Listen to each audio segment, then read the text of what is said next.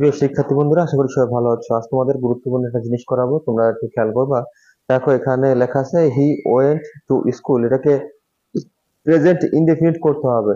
তাহলে তোমরা সবাই জানো প্রেজেন্ট ইনডেফিনিট এর একটা গঠন আছে, আর যে গঠনটা হচ্ছে subject plus V on oblique, যদি থার্ড পারসন থাকে তাহলে এস বাই এস যোগ করতে হবে, আর লাস্ট হচ্ছে অবজেক্ট, শেষে বাকি যা থাকে সেটা। তাহলে এটাকে যদি তুমি প্রেজেন্ট ইনডেফিনিট টেন্সে করো তাহলে একটু খেয়াল করো এখানে কি আসে।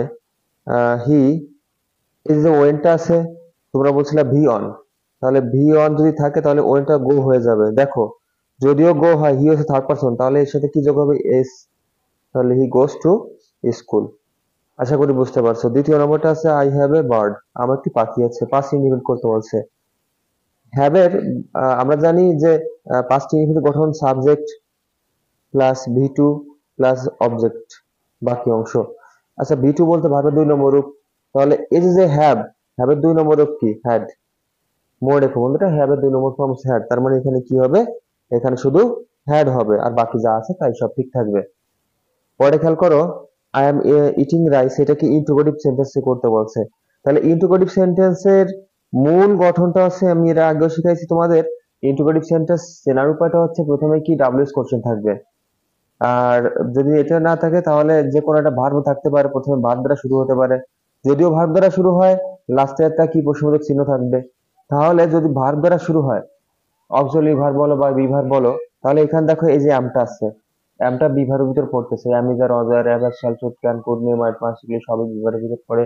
এর ভিতরে অক্সিলারি ভার্ব আছে can could shall should will would, do verb do did does, আর হ্যাভ ভার্ব আছে হ্যাভ হ্যাজ হ্যাড। তাহলে তুমি এখানে কি করলা, অ্যামটা প্রথমে নিছিলা, am I eating rice, am I eating rice.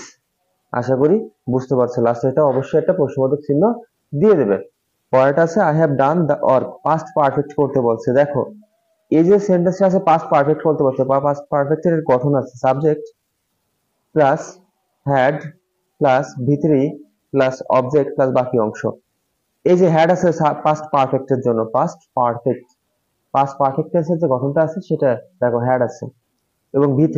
তাহলে এখানে কোনটা মিসিং আছে তোমরাই বলো, এখানে হ্যাভ হবে না হ্যাড হবে? এই হ্যাভটা আছে কি প্রেজেন্ট পারফেক্টের জন্য, তাহলে এখানে অবশ্যই হ্যাড হবে, আর বাকি যা আছে সব ঠিক আছে। পরে দেখো I have eaten mango, future indefinite করতে বলছে। ফিউচার ইনডিফিনিট সিম্পল একটা বিষয়। ফিউচার ইনডিফিনিটের গঠন কি, ফিউচার ইনডিফিনিটের গঠন হচ্ছে subject plus shall oblique will plus be on plus object plus বাকি অংশ যা থাকে তাই। এরপরে তুমি এবার যদি এটা একটু কাজ করো তাহলে তুমি নিজেও বুঝতে পারবে।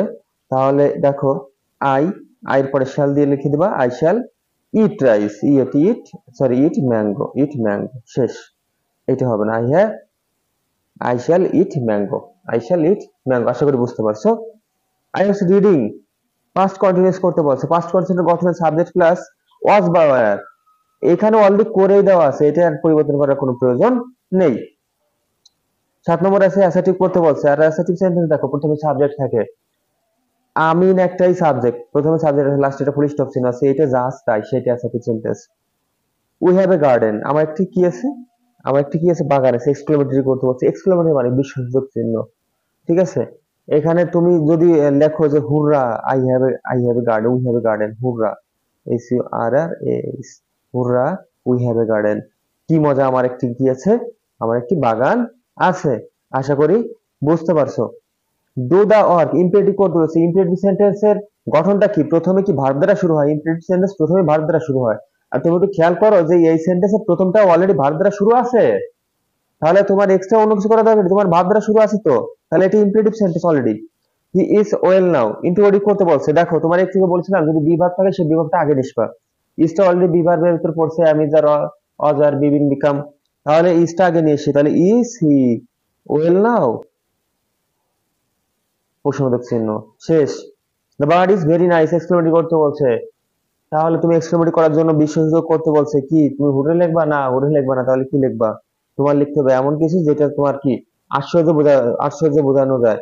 তাহলে তুমি এখানে লিখতে পারো কি, তাহলে তুমি এখানে কি করবা, দেখো তুমি সরাসরি লিখে দেবা how nice the bird is, এবং শেষেটা দেখো 12 নম্বরে we love our country assign করতে বলছে। দেখো প্রথমে সাবজেক্ট থাকতে হবে এবং পরে ফুল স্টপ থাকবে। তাহলে প্রথমে যদি সাবজেক্ট থাকে, সাবজেক্ট অলরেডি আছে, তাহলে এখানে যেটা আছে সেটাই অ্যাসাইন সেন্টেন্স। আশা করি সবাই বুঝতে পারছো। তো আজকে এই পর্যন্তই। সবাই ভালো থাকবে, সুস্থ থাকবে এবং অবশ্যই পরবর্তী ভিডিও দেখার আমন্ত্রণ রইলো এবং চ্যানেলটি অবশ্যই সাবস্ক্রাইব করে পাশে থাকবে। ধন্যবাদ সবাইকে।